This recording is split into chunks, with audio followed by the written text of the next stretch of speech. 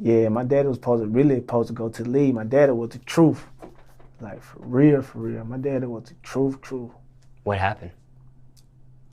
In the streets, you know what I'm saying? He said he was making too much money in the dope game. So that he stuck with the dope game. Yo, what it is, people? We back. Another day on Keep It G News. And today we on the trip, we taking a trip to Arkansas, man. We gotta see what's up with Bankroll Freddie and his peoples, you know. A couple months ago, they got locked up on an indictment, swept the internet, you know. We done seen the raid. I think it was a video of that online of them actually raiding some of the houses that these people own. And it went quiet after that. So now we got some new information because come to find out this hustle that Bankroll Freddie had was a family hustle. The lead defendant in the FBI investigation into gang violence and drug trafficking in Arkansas was ordered Tuesday to remain in jail. I do believe in the presumption of innocence, remarked U.S. Magistrate Judge Joe Vlope in refusing a bond motion for Freddie Gladney Jr., 55, of Helena, West Helena, who was overheard on wiretaps discussing drugs and guns with three of his sons and arranging drug sales through a daughter, co-defendants in the case. But the wire cases really bring a new facet to the analyst and the strength of the case, and you really get to hear about what's going on and understand what's going on with an individual. Gladney was indicted in November on drug conspiracy and weapons charges following parallel investigation into the activity of two rival street gangs known as EBK, Everybody Killers, and LODI Murder Mob, which are believed to be responsible for what federal investigators have termed a pipeline of drug and guns between Little Rock and Pine Bluff that are being trafficked throughout central Arkansas. Gladney's indictment was tied to the EBK street gang. A second indictment resulting from the Lodi murder mob investigation snared an additional 23 people, plus 3 more are also named in the EBK indictment. Vlope said that the evidence presented during the hearing indicated that Gladney had not only involved several of his children, including rapper Freddie Gladney III, known as Bankroll Freddie, but also that he was dealing in large quantities of cocaine and marijuana, and at one point had offered to cook a quantity of cocaine down into crack for one of his sons for $100. Despite what Vlope termed to be a suitable release plan by Gladney's attorney, Robert Golden, which included placing Gladney under the supervision of a longtime friend who was now mayor of Lakeview and runs a farm near there, the judge said there were no conditions that would ensure Gladney would not continue selling drugs remotely through others under his control. Jeff Highfield, an agent for the Little Rock FBI office, testified regarding a number of conversations recorded through wiretaps on various co-conspirators' cell phones, which included conversations about guns and drugs Gladney had with his sons, Bankroll Freddie, 28, of Jonesboro, Jamal Daniels, 28, of Myrtle Beach, South Carolina, and Brandon Kingsley Robinson, 34, of Marina. On one of the calls, Highfield said Gladney was complaining to Daniels about a quantity of cocaine he suspected Robinson stealing from him. Highfield said Daniels told Gladney that he had received about 11 grams of cocaine from Robinson to sell. "Yeah, that was my S," Highfield quoted Gladney saying. Darian Davis, a longtime friend of Gladney's, testified that when word first began circulating of the charges against his friend, he had a Lakeview police officer run a check on Gladney, which he said came back showing he had no warrants out for him. He said even after the indictment was unsealed in early November, Gladney was still seen around town appearing as though nothing was amiss. One of Gladney's daughters, Destiny Cartwright of Helena, West Helena, testified that Gladney had been at a federal courthouse recently when his son Bankroll Freddie had a hand in the case. Asked why he didn't turn himself in at that time, Cartwright said it was discussed, but Gladney's attorney had advised against it. Under question by Assistant U.S. Attorney Amanda Fields, Cartwright said she could not recall the attorney's name. "For what?" Field asked. "To turn himself in," Cartwright insisted. "He was there to turn himself in." Following Cartwright's testimony, Vlope told Golden his case for release had been stronger prior to her testimony. "It's clear your client knew he was wanted," Vlope said. The following day, Vlope approved the release of a defendant in a Lodi murder mob indictment after a plan was agreed upon by the attorneys.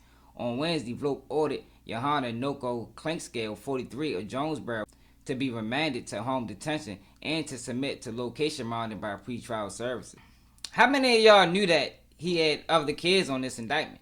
Now, I knew Bankroll Freddie and it was his father. The father is actually the head of the indictment. He's the head of this EBK gang that they're alleging that Bankroll Freddie and the rest of them guys, are under. But I didn't know he had other kids in this. You know, that's a game changer. And we saying this a lot now. We done seen it with the guys that killed PNB Rock. We seen it with Queso. Now we seeing it with Bankroll Freddie and his peoples. And it's like, yo, I think this is like a new phenomenon, yo. Like, I never remember this many father and son tandems out here committing crimes. And we done seen it 3 times now where it don't work. I think the universe is actually against it. As a father, that's not your role to your child. And with Bankroll Freddie and his whole situation, he got 2 kids in it. Then he actually had his daughter on the stand and had another daughter trying to conduct drug sales from the joint. Well, I don't know if it was from the joint, but having your daughter trying to conduct drug sales at any level is crazy to me.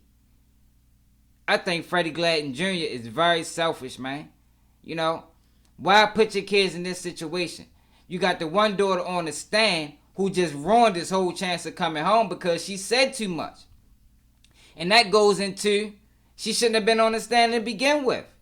You can't put a person that's a civilian in a compromising situation like being on the stand to try to get you home because she don't know what to say. You see, she tried to backtrack the statement and say she don't even remember what she said. She said the lawyer told him not to turn himself in. So they asking what lawyer would tell you that. She said she don't remember because ain't no lawyer tell her that. She just realized at that point she said too much. But by then it was too late, and that was part of the reason why the judge didn't let him out. How do y'all feel about this new information, man? Like, what y'all think gonna happen with this case? Now, I read through the indictment. I just skimmed through it real fast. I didn't see no murders. I just seen mainly drugs and guns. We know that that can sit you down. But for the most part, they normally let you get away with that. It's not until the shooting start where they start putting clamps on people and putting real pressure on you. Then they got these guys intermingled with another indictment with the guys that they was beefing with. That's kind of new too. You don't normally see that. No, I done seen crews that went to war with each other and they was on separate indictments. We seen it with YFN and YSL right now. They don't got them guys on the same indictment. But this indictment is federally, so, you know, they do things a little bit different. I still kind of strange, though, to have them on the same indictment.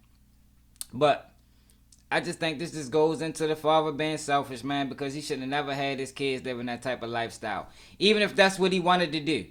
And I get it, yo. And for people that don't know, once you make a certain level of money in the drug game, it's damn near impossible to stop. It's like a drug. It's like an addiction, just like anything else, like coke and dope. A lot of people don't like to admit that, but it's real. Once you get to a level and you making money hand over fist, it's hard to just leave that alone, man. But I think if that's what his father was doing, if that's what he was comfortable of doing, if that's the way he wanted to live his life, he should have made sure his kids had no parts in that, especially Bankroll. That man had a blossoming career, you know, doing songs with all the major artists, had talent. He could have took that to the moon. But now he taking it to jail because the father put him in something he really shouldn't have had no business in. But let me know how y'all feel about this in the comments. Like I say, this Keep It G News. How do y'all feel about the father? How do y'all feel about basically the father? This whole case is about the father and him being selfish and him putting his kids in this messed up situation when he really didn't have to do it. Especially after the son was obvious at this point.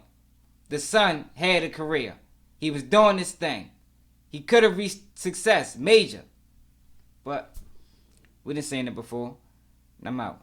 I'm probably gonna die if I lead a clan. You got your turn and you turned your back. You turned around, ain't no turning back. I can't be the boss and no us and that.